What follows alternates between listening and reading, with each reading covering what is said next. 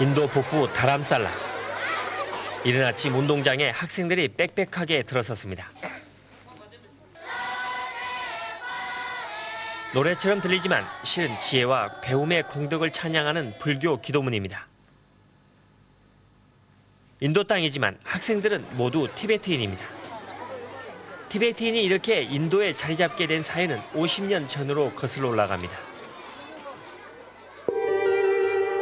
1950년 중공군은 티베트를 침공해서 무력으로 점령했습니다. 티베트는 독립을 요구했지만 중국은 무시했고 국제사회도 외면했습니다. 1959년에는 대규모 독립 시위가 벌어졌습니다. 중공군의 진압 과정에서 12만 명의 티베트인이 숨졌고 6천여 개의 사원이 파괴됐습니다. 자신의 생명마저 위태로워지자 달라이라마는 마침내 티베트를 떠나서 인도로 망명했습니다.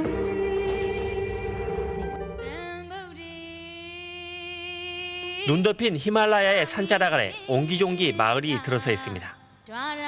이곳에 달라이라마를 중심으로 한 티베트 망명 정부가 자리 잡고 있습니다.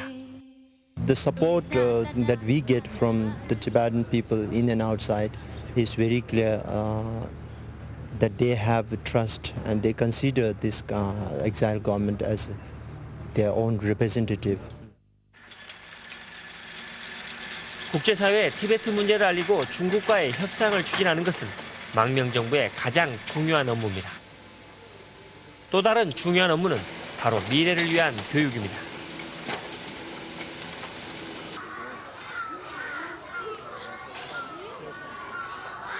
시설은 허름하지만 배움을 향한 학생들의 열기는 뜨겁습니다. 중국이 점령한 티베트에서는 학교마다 중국어로 가르치고 중국 사상을 주입시키지만 여기서는 티베트와 역사, 전통 문화를 배울 수 있습니다. 단지 이 교육을 받기 위해서 티베트에서 국경을 넘어온 학생들도 많습니다. They carry a very strong patriotic attitude and they are very eager to learn. 13살 갤렉도 1년 전에 티베트에서 히말라야 설산을 넘어왔습니다. 눈 속을 걷다가 그만 동상에 걸려서 두 발의 발가락을 모두 잘라내야 했습니다.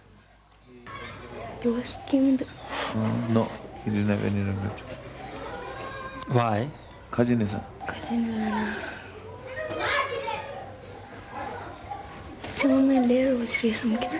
맞네. 국경을 넘을 때 동상은 흔한 일. 이런 부상으로만 끝나도 그나마 다행이라고 합니다.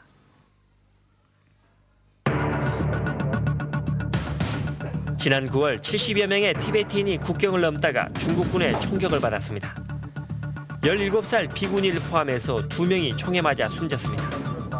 30여 명이 중국군에 잡혔고 나머지만 국경을 넘는 데 성공했습니다.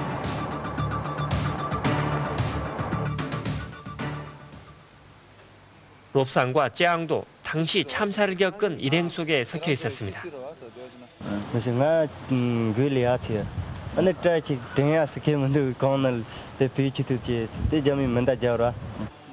달아나는 일행에게도 중국군은 30발가량의 총을 계속 쏘았다고 합니다.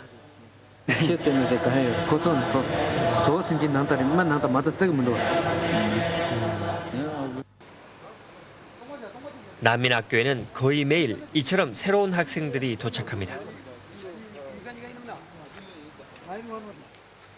간단한 짐보따리만 들고 온 난민들을 학교는 무료로 교육시킬 뿐만 아니라 잠자리도 제공해 줍니다. 학교의 재원은 대부분 국제사회의 기부금입니다. 이런 교육 기회를 얻고 달라이라마를 보기 위해서 해마다 3,000명가량의 티베트인이 국경을 넘습니다.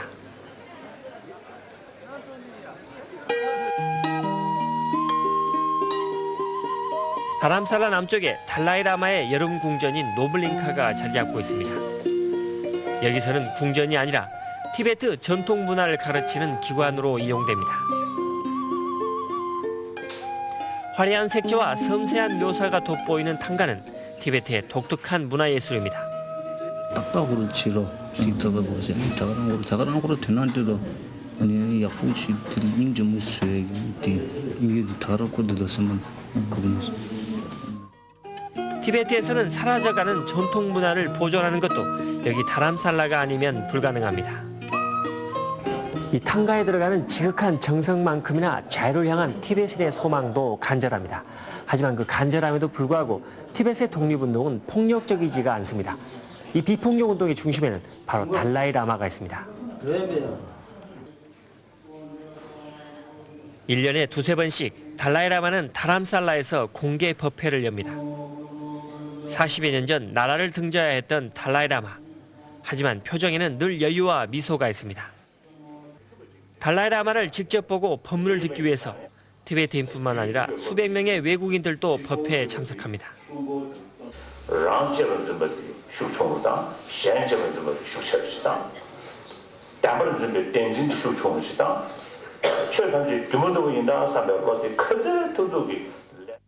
폭력 앞에 나라를 빼앗긴 달라이 라마. 하지만 다시 폭력으로 나라를 찾는 것에는 반대합니다. Our commitment to no violence is not a strategy, but it is our faith, it is our belief. This is our religious commitment.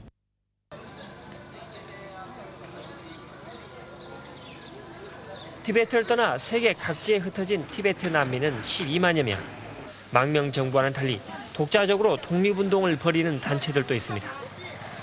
오는 2008년 베이징 올림픽 때 중국에 들어가 시위를 벌이겠다는 단체도 있습니다.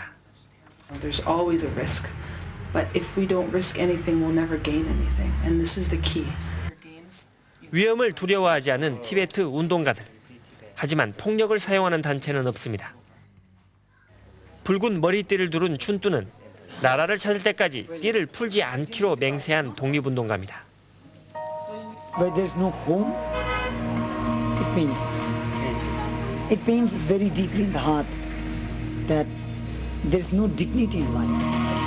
Wherever you are a foreigner, you are unwanted, you are an alien, it pains us very deeply.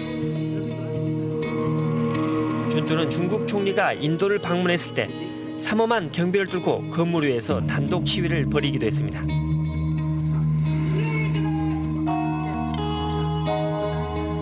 춘뚜 역시 비폭력 운동을 벌이고 있지만 동료들 중에는 뜻을 달리하는 사람도 있다고 합니다. We are very hopeful that within the lifetime of His Holiness, the issue will be solved. And if the issue is not solved, then I think many of the youngsters might then think that it is justified. 배움을 위해서 티베트에 가족을 두고 혼자 떠나온 어린이들. 고아인 이들 고아를 위해서 다람살라 학교에는 기숙사가 있습니다. 6살부터 16살까지 30여 명이 한 집에 삽니다. 이 남매는 티베트를 떠나서 보름 전에 여기에 왔습니다. 올해 6살과 7살, 한창 부모의 사랑을 받을 때지만 공부를 위해서 부모 곁을 떠났습니다.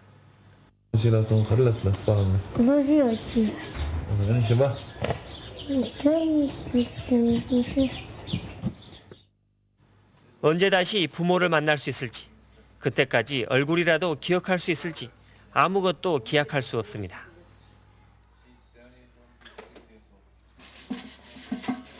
기숙사에서 빨래를 하고 식사를 준비하는 것은 큰 아이들의 몫입니다. 티베트를 떠난 이 어린이들에게는 여기가 가정이고 함께 사는 모두가 한 가족인 셈입니다. 기숙사의 저녁 식사는 밀가루빵과 따뜻한 국물이 전부입니다.